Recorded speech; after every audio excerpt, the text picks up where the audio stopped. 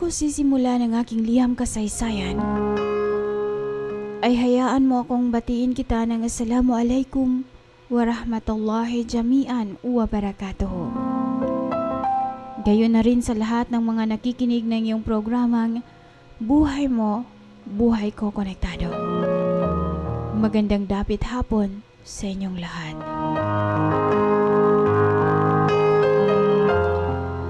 Ate LR, tawagin mo na lang ako sa sagisag na babay amid sa bar. Nakasalukuyang nandito sa Kuwait. Ate LR, 8 taon na ako dito. Kahit na ni isa ay hindi pa ako nakakauwi ng Pilipinas. Ate, noon pinangarap kong ang makapag-abroad. Sa kadahilanang mahirap lamang kami. Isang jeepney driver ang tatay ko. Pero kahit yun ang hanap buhay ng tatay ko, ay proud na proud ako sa kanya. Ako ang panganay sa aming magkakapatid. Nung una, okay naman ang pamumuhay namin. Hanggang sa sumapit ang isang aksidente na hindi namin inaasahan. Si ama ay nabangga. Oo, Ate LR. Nabangga siya ng motor at nag-agaw buhay siya sa hospital. Sobrang sakit, Ate LR. Halos hindi ako makakain sa maghapon dahil sa sobrang pag-iyak ko. At ang pinakamasakit pa nito ay hindi kami kilala ng aking ama. Na-amnesia siya, Ate LR. Na ang akala ko ang tinatawag na sakit na amnesia ay sa drama ko lang nakikita.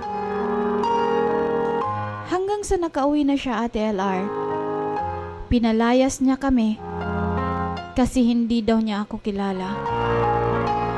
Sa edad ko na 12 taong gulang umalis ako, Ate LR. Isinama ko ang 2 kapatid ko na mas bata pa sa akin. Ayaw ko sanang umalis, ate, dahil ayokong iwan si ama na nasa ganong sitwasyon.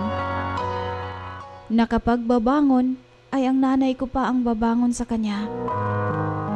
Ngunit sinunod ko na lang yun dahil ang sabi ni ina, baka yun na rin ang makakabuti sa tatay ko.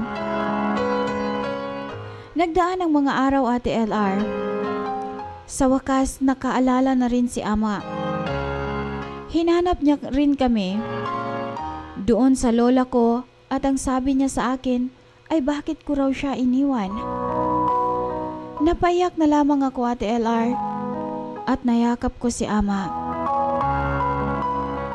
Ate, dahil sa nangyari kay ama, napahinto ako sa pag-aaral dahil wala nang naghahanap buhay sa amin.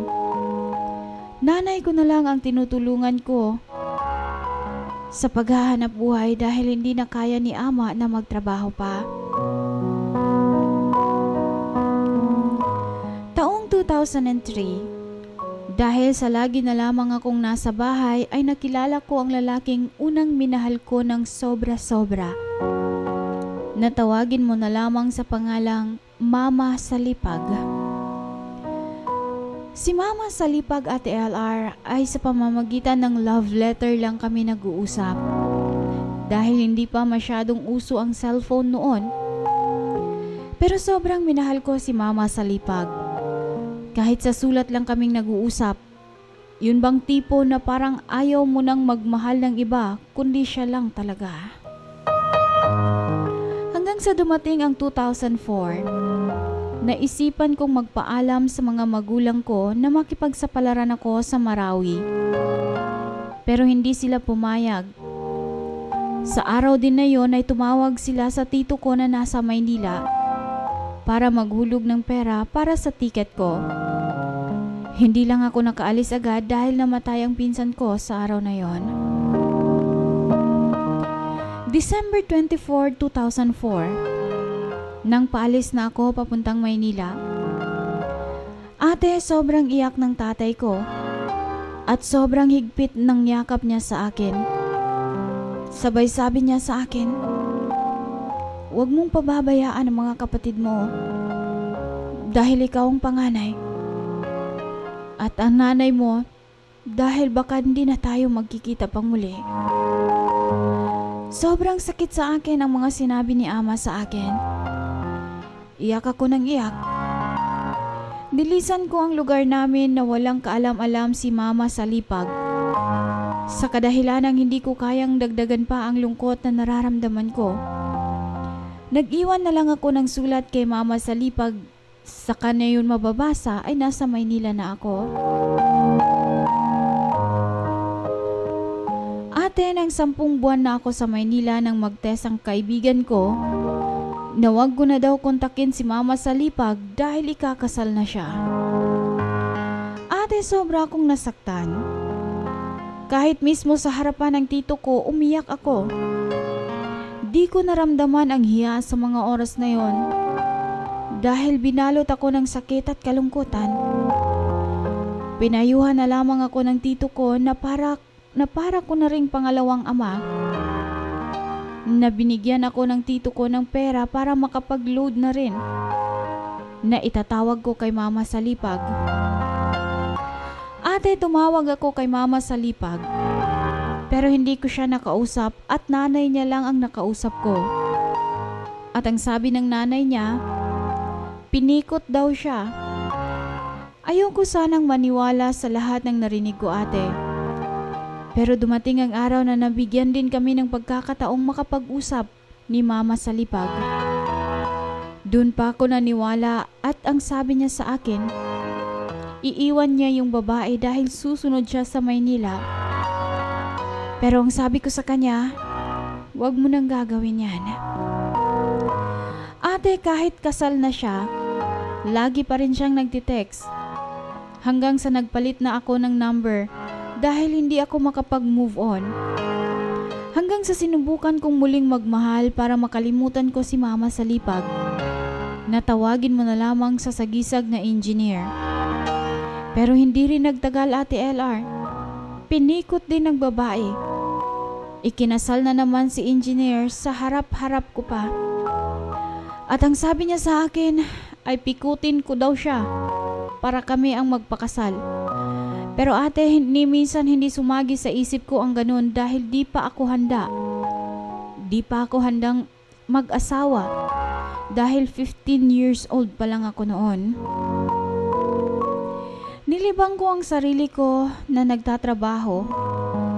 Nagtrabaho ako bilang sales lady para lang makalimutan ko si Mama sa lipag. Hanggang sa dumating ang araw na may nag-text sa akin na bagong number. Si Mama sa lipag pala yun, Ate LR. Hindi ko alam kung paano niya nakuha ang number ko at kinausap niya ako na umuwi na raw ako sa probinsya para magpakasal kami dahil hiwalay na sila ng asawa niya. Ate, hindi ko yun sinunod. Hanggang sa 1 buwan ang lumipas na balitaan ko na lamang na nagkabalikan sila ng asawa niya. Ate, buti na lang hindi ako naniwala sa gusto niya. Na kahit gustong-gusto ko nang sundin ang gusto niya dahil sobrang mahal ko pa rin siya. Hanggang sa dumating ang July 8, 2007, tumawag ang kapatid ni Ina sa akin at ito ang sabi. Bay, wala na si ama mo. Patay na siya. Ate LR, ilang araw na palang nasa hospital si ama. Nawala akong kaalam-alam at umiiyak siya dahil gusto niyang umuwi ako sa mga araw na yon na nasa hospital pa siya. Halos gumuho ang mundo ko, Ate LR. Dahil sa sobrang sakit, nawala ako sa sarili ko. Pumasok ako sa trabaho na hindi nagsusuklay at umiiyak. Sa mga oras na yun, naaalala ko sa tuwing nag-uusap kami sa cellphone na umiiyak dahil miss na raw niya ako. Masasabi kong masakit. Masakit nung nabigo ako kay Mama sa lipag. Pati na rin kay engineer. Pero mas masakit ang mamatayan ng magulang. Ate, dahil sa nangyaring yun, hindi ako umuwi ng probinsya.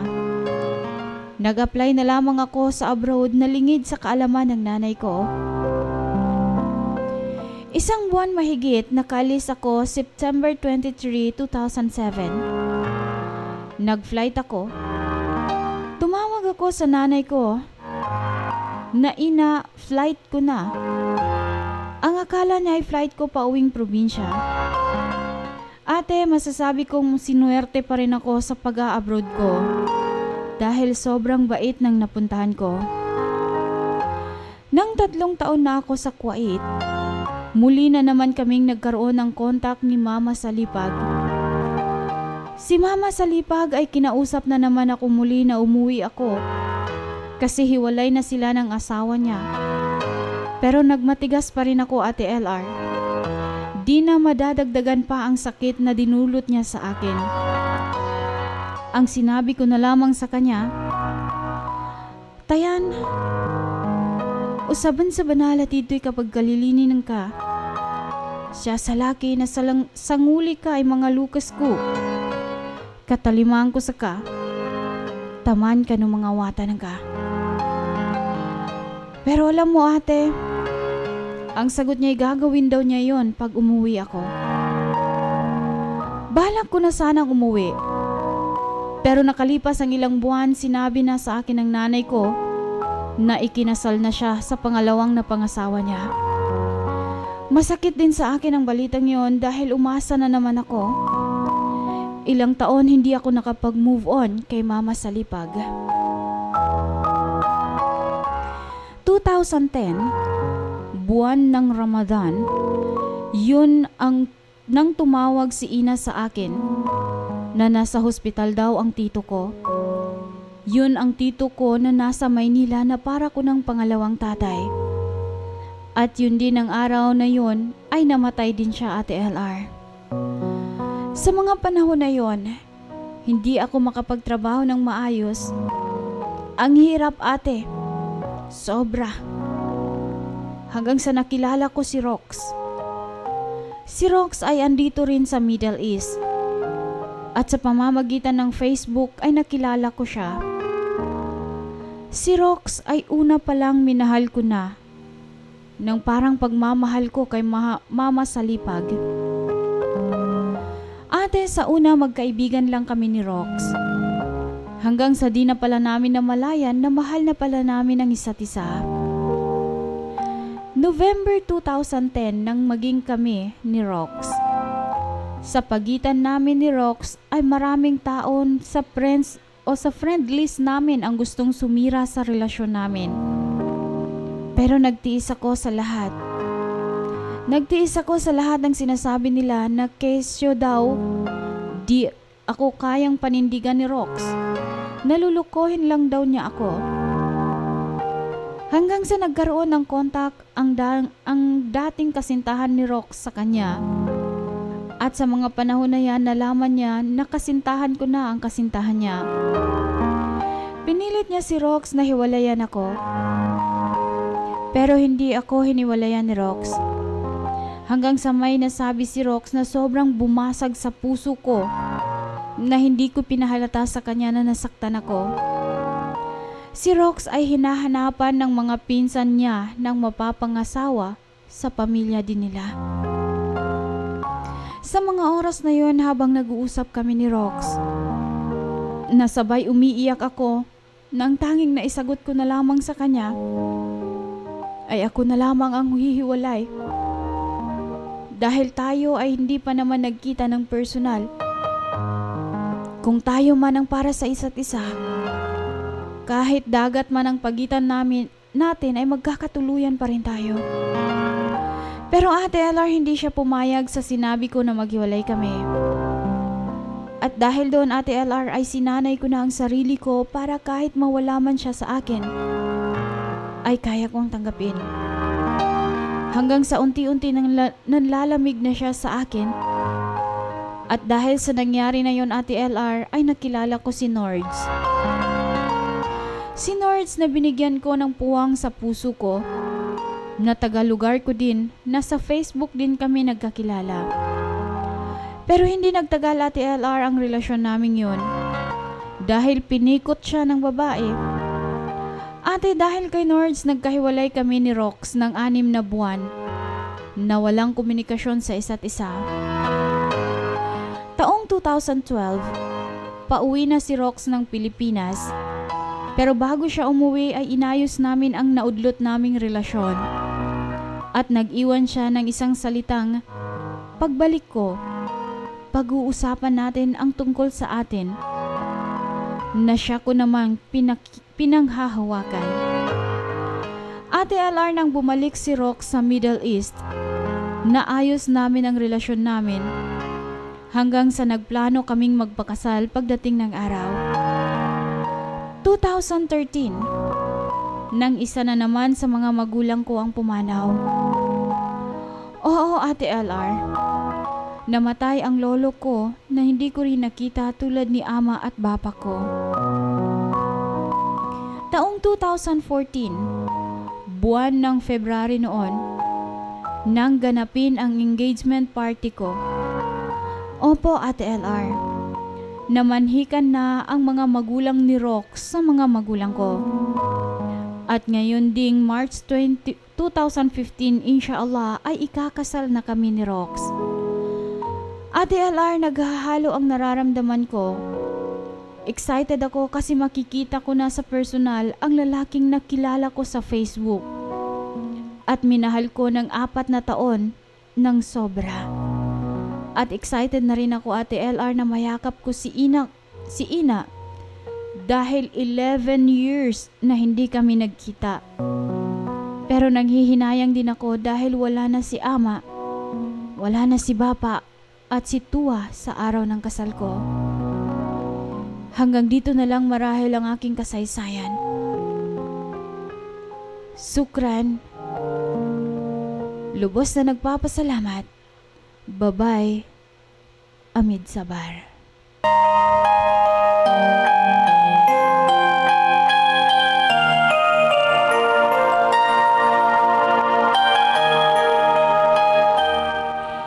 Atin naman pong natunghayan ang isang kasaysayang ipinadala sa atin ng ating taga-subaybay na si Babay Amid Sabar na mula rin sa Kuwait.